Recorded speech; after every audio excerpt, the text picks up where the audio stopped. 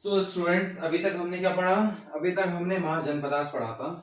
अब हम आ गए हैं हमारे सबसे इंपॉर्टेंट मॉरल डेंसिटी पे।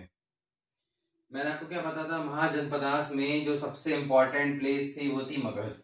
और मगध में जो लास्ट रूलर था धनंदा, उसको हराया था किसने? चंद्रगुप्त मौर्य ने। किसकी मदद से? चाणक्य जी की वजह से। ठीक है, तो हमें इसमें क्या सबसे पहले क्या याद रखना है कि धनंदा नंदा डेंसिटी का लास्ट रूलर था जो कि मगध का था। उसको हरा के, मगध को हरा के मौर्यन डेंसिटी की शुरुआत हुई। और मौर्यन डेंसिटी की जो शुरुआत थी वो हुई थी हमारी 326 बीसी में। ठीक है, वहां का लास्ट रूलर धनंदा। और आपको मैं बता दूं, मौर्यन डेंसिटी की जब शुरुआत हुई थी तो नंदा डेंसिटी के अंदर जब मगध का राज था, उसी टाइम ड्यूरेशन में अलेक्जेंडर, जिसको हम सिकंदर बोलते हैं, वो इंडिया आए थे। और वो इंडिया क्यों आए थे? इंडिया पे कब्जा करने के लिए। ठीक है, लेकिन किसी कारणवश कब्जा नहीं कर पाए। वहां पे एक रिवर थी, झेलम नदी थी, वो उसको क्रॉस नहीं कर पाए थे। ठीक है, और वहां पे तब तक हमारे जो मौर्यन थे, चंद्रगुप्त मौर्य थे, वो भी एक्टिव हो रहे थे धीरे धीरे। इनका एक अलग हिस्ट्री है जो कि अभी हमें नहीं पढ़ना। वो अलग, अगर जैसे हम कंपटीशन की तैयारी करेंगे तो वो उसमें पढ़ना पड़ता। ठीक है, तो हमें ये याद रखना है कि नंदा डायनेसिटी में जो धनानंदा थे, उन्होंने कौटिल्य जी की बहुत ज्यादा बेइज्जती की थी, इंसल्ट की थी। फिर कौटिल्य जी ने चंद्रगुप्त मौर्य, जो 14 साल का बच्चा था, उसको ट्रेंड किया। और उसको ट्रेंड करने के बाद उसने मौर्यन डेंसिटी की शुरुआत की। ठीक है, चंद्रगुप्त मौर्य वहां के राजा बने। और राजा ऐसे नहीं बने कि एक बार में हरा दिया, उन्होंने बहुत सारे युद्ध हारे भी। ठीक है, और उसके बाद धीरे धीरे धीरे करते करते ये जो अखंड भारत है पूरा, आपको जो दिख रहा है, ठीक है, बहुत मैंने उल्टा सीधा बनाया है, वेरी सॉरी, इस पे कब्जा कर लिया था। ऑलमोस्ट पूरा पाकिस्तान, अफगानिस्तान, बलूचिस्तान पूरा मॉरल डेंसिटी के अंदर आता था। ठीक है, इनका टाइम ड्यूरेशन इतना था। उसके बाद चंद्रगुप्त मौर्य ने बहुत सारी लड़ाइयां जीती। ठीक है, पहले मगध सिर्फ इतना था। मॉडर्न टाइम में जो मॉडर्न डेंसिटी था वो ऑलमोस्ट पूरा आने लगा था इंडिया के अंदर। इनफैक्ट ये पाकिस्तानी सारा एरिया भी आने लग गया था। फिर at the end Chandragupta Maurya ji ने संन्यास ले लिया, इनने जैनिज्म अपना लिया। और फिर जैनिज्म लेने के बाद इनने मोह माया त्याग दिया, राजपाट सब त्याग दिया, और फिर वो एक लंबी यात्रा के लिए चले गए। और फिर उनका देहांत हो गया। उसके बाद जो उनका नेक्स्ट सक्सेसर था, जो कि उत्तरदायित्व होता है, वो थे हमारे बिंदुसारा। बिंदुसारा जो कि चंद्रगुप्त मौर्य जी के बेटे थे। और लेकिन चंद्रगुप्त मौर्य जैसे इतने एक्टिव तो नहीं थे। पूरे मौर्यन डेंसिटी में सबसे एक्टिव पर्सन आप सब जानते हैं, वो थे द ग्रेट सम्राट अशोका, जिसके बारे में हम पढ़ेंगे। पहले हम बिंदुसारा जी के बारे में पढ़ लेते हैं। बिंदुसारा जी चंद्रगुप्त जी के बेटे थे, और उनको एमनिटोकेटस के नाम से भी बुलाया जाता था, जिनका उल्लेख वायु पुराण में है। जैसे विष्णु पुराण होता है, उस तरह 17-18 पुराण है, उसमें उनका नाम है। ठीक है, और इनके टाइम पे काफी युद्ध हुए और काफी कंट्रोवर्सी भी चलती थी। अशोका बिंदुसारा के बेटे थे, और बिंदुसारा के और भी बेटे थे। अशोका उस टाइम पे उज्जैन के गवर्नर थे। ठीक है, फिर बिंदुसारा के बाद आए हमारे अशोका, जिनको देवम प्रिय दर्शनी के नाम से भी जाना जाता था। द ग्रेट सम्राट अशोक भी जानते हैं। देवम प्रिय दर्शनी एक टाइटल मिला था अशोका को, क्योंकि इन्होंने बहुत सारे युद्ध जीते थे, और काफी भाइयों का खून भी बहा इसमें, और काफी युद्ध हुए। अशोका के 3 भाई थे, मतलब 3 भाई, जो कि इनमें बहुत कंट्रोवर्सी चलती रहती थी गद्दी के पीछे। ठीक है, फिर इनके टाइम पे एक प्लेस थी कलिंगा। कलिंगा जो कि कंट्रोवर्शियल थी, उसको जीतने के चक्कर में बहुत लोगों का खून बहा, बहुत लोगों की हत्या हुई। जब अशोका ने कलिंगा जीत लिया, उसको कॉन्कर कर लिया, उसके बाद अशोका ने भी मोह माया सब त्याग दी, ये राजपाट सब कुछ त्याग के फिर उन्होंने एक धम्मा, धम्मा को बोलते हैं idea of moral development of Mankind, यानी कि अपने उपदेश, हित उपदेश, अपने प्रिंसिपल्स, क्या इंसान को करना चाहिए, क्या उससे गलतियां हुई हैं, उसका राजपाट कैसा है, तो उस चीज को अशोका धम्मा बोलते थे। और ये जो धम्मा है पूरे इंडिया में हर जगह पे फिक्स है, जैसे कि उन्होंने कुछ पिलर्स, कुछ रॉक्स एडिट और कुछ ऐसी बिल्डिंग्स बनाई हैं जिसके ऊपर उन्होंने अपने उपदेश दिए हैं अपनी लैंग्वेज में, अपने प्रिंसिपल्स दिए। जैसे कि हम कभी स्कूल जाते हैं तो देखते हैं बाहर की बिल्डिंग में कुछ मैसेज, कुछ श्लोक्स वगैरह लिखे रहते हैं, उसी तरह अशोका ने भी अपने कुछ श्लोक, कुछ मैसेज, कुछ अच्छी काम की बातें, सीख की बातें, ये सारी चीजें, ये मैसेजेस जिसको वो धम्मा बोलते थे उसके जरिए लोगों तक पहुंचाई। और जिसको वो ये किसके जरिए पहुंचाई, रॉक एडिट्स की मदद से, पिलर्स की वजह से। जैसे फॉर एग्जांपल सांची में आप जाएंगे, विदिशा में अशोका ने सांची स्तूपा का निर्माण करवाया, वहां पे कुछ पिलर्स हैं। इलाहाबाद जाएंगे वहां पे कुछ पिलर्स हैं। आप गया जाएंगे तो वहां पे कुछ पिलर्स है, कुछ उनके ऐसे अवशेष है जिसके जरिए हमें अशोका के कुछ धर्म के बारे में, उनके एडमिनिस्ट्रेशन के बारे में, उनकी सोसाइटी के बारे में, उनके कल्चर के बारे में हमें जानने को मिलता है। और ये सारी हिस्ट्री हमें कैसे पता है, इन सारी इंस्क्रिप्शंस की वजह से। हिस्ट्री हम लोग खुद नहीं बनाते कि ऐसा हुआ होगा, हमें कोई प्रूफ मिलता है। जैसे हमें कॉइन मिला उस टाइम का, उस टाइम की कोई बिल्डिंग मिली, उस टाइम में की बिल्डिंग में मिली, उसमें कुछ लिखा हुआ है तो वो अशोका टाइम के पीरियड का था। ये आर्कोलॉजिस्ट का काम होता है ये सारी चीजें पता करना। फिर उसके जरिए हमें उनका एडमिनिस्ट्रेशन पता पड़ा, उनकी सोसाइटी पता पड़ी। तो ये धम्मा के जरिए ये अपनी चीजें लोगों तक फैलाते थे। उनने सोचा कि कल को मैं मर जाऊंगा, जो ये रॉक एडिट है इसकी मदद से लोग मेरे बारे में जान पाएंगे। आप लोगों को समझ आया ये धम्मा क्या होता था? तो अब हम लोगों को ये जानना है कि अशोका ने अपने कितने रॉक पिलर्स, स्टोन एडिट कहां कहां पे गाड़े थे और उनमें क्या मैसेज लिखे हुए थे और उन मैसेजों का क्या यूज है वो हमें जानने हैं। ठीक है, धम्मा मैंने आपको बता दिया एक सेट ऑफ मोरल होता है डेवलपमेंट, जिससे लोगों को, जिसका लोगों को ज्ञान की बातें मिले। ठीक है, आपको इतना समझ आया? उसके बाद हमें ये देखना है जो मॉडर्न डेंसिटी थी वहां का एडमिनिस्ट्रेशन कैसा था। जैसे कि हम इंडिया की बात करें, इंडिया का एडमिनिस्ट्रेशन कैसा है, यहाँ पे सेंट्रल गवर्नमेंट भी है और स्टेट गवर्नमेंट भी है। सेंट्रल गवर्नमेंट सेंटर में काम करती है, जैसे कि सेंट्रल गवर्नमेंट में कौन है, प्राइम मिनिस्टर हमारे मोदी जी है। स्टेट गवर्नमेंट में हेड कौन है, हमारे चीफ मिनिस्टर है। और उनके नीचे अदर मिनिस्टर्स होते हैं और उनके नीचे अधिकारी होते हैं जिनको हम ब्यूरोक्रेट्स बोलते हैं। और उनके नीचे कौन होते हैं, वर्कर्स होते हैं, गवर्नमेंट एम्प्लॉयज होते हैं। तो एक पूरी चेन होती है जिसके जरिए पूरा हमारा जो प्रशासनिक काम होता है, जो एडमिनिस्ट्रेशन का काम होता है, वो सारे गतिविधियां चलती है।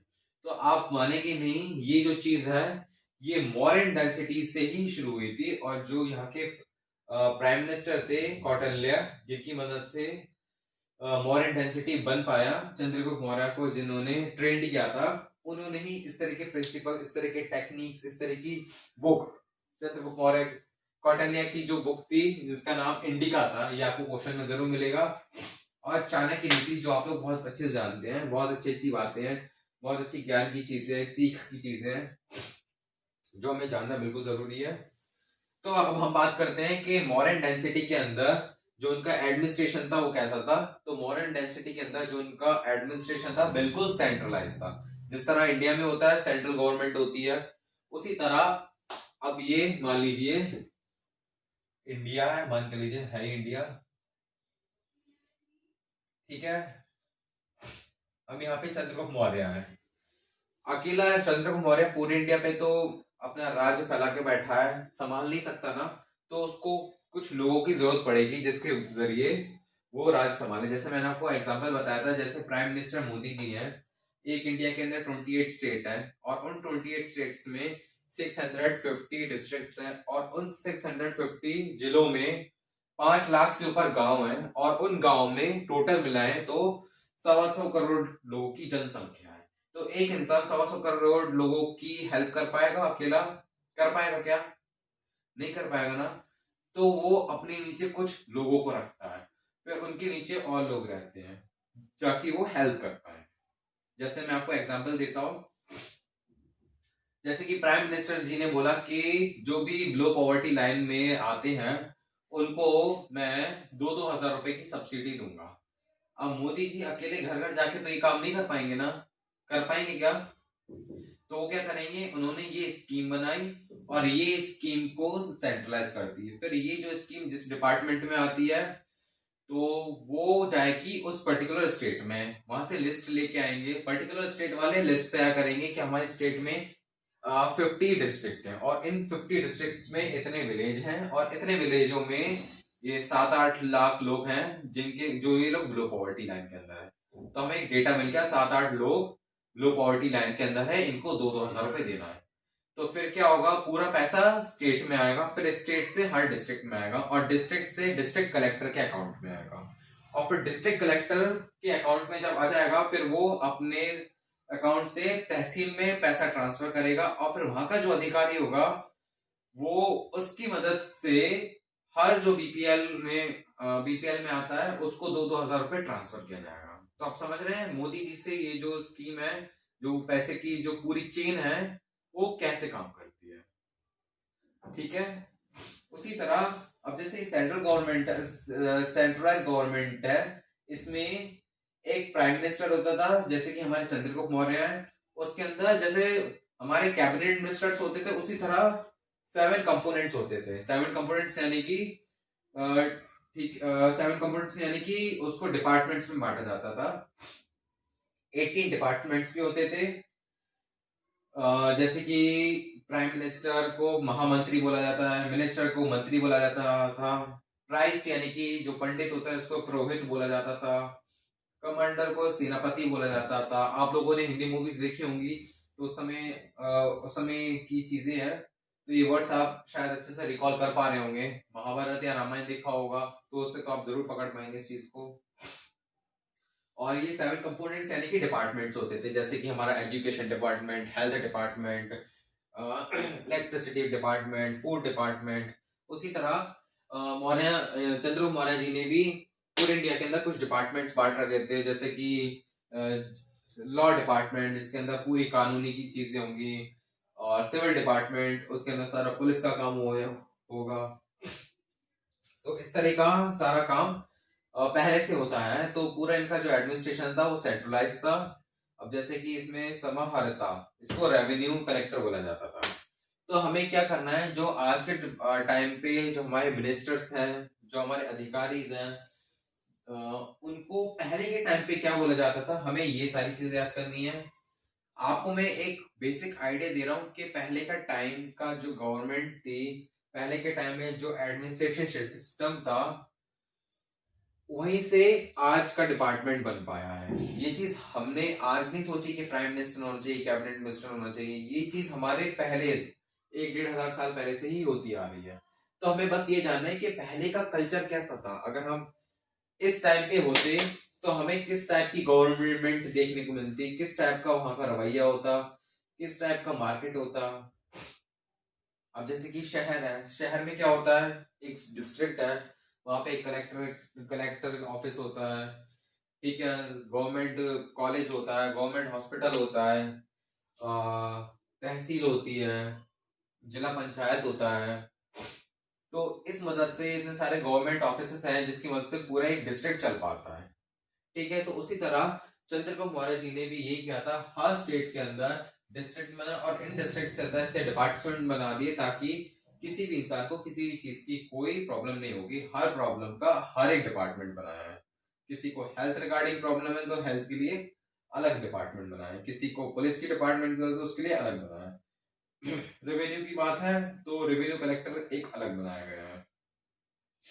वहां पे मिलिट्री सिस्टम भी होता था जिसमें 6 कमेटी होती थी और 5 मेंबर्स होते थे। ठीक है, जैसे सिटी डिपार्टमेंट बता दूं मैं, सिटी डिपार्टमेंट में क्या होता था, 30 मेंबर्स होते थे और 30 मेंबर्स की 6 कमेटी होती थी। हर एक कमेटी का अलग अलग काम होता था। ठीक है, उसी तरह मिलिट्री डिपार्टमेंट होता था जिसमें 5 मेंबर्स होते थे जिनकी 6 कमेटियां होती थी। जुडिशियल डिपार्टमेंट तो सीधा सीधा जो हमारा राजा था, एम्परर था, जैसे अशोका उस समय एम्परर है तो वही संभालता था। वहां पे कोई भी क्राइम करता था तो सीधा राजा के सामने पेश किया जाता था। और जो जुडिशियल डिपार्टमेंट था वो आपने जैसे मूवीज में देखा होगा कि एक कोर्ट रूम होता है, वहां पे 3 जज बैठे रहते हैं, व्हाइट कलर के जो बाल होते हैं वो पहने रहते हैं, विग पहने। तो ये चीज पहले से होती थी, ये 3 जज इसलिए बैठे रहते हैं जैसे बहुत बड़ा डिसीजन लेना है इनको, जिसमें अकेला एक जज ले नहीं पा रहा तो वो अपनी जूरी से बात करके, सलाह मशवरा करके उस चीज का फैसला किया करते थे। तो ये जो जजमेंट वाली बात है वो चीज बहुत पहले से होती आ रही है। आई होप ये आपको समझ आ रहा होगा।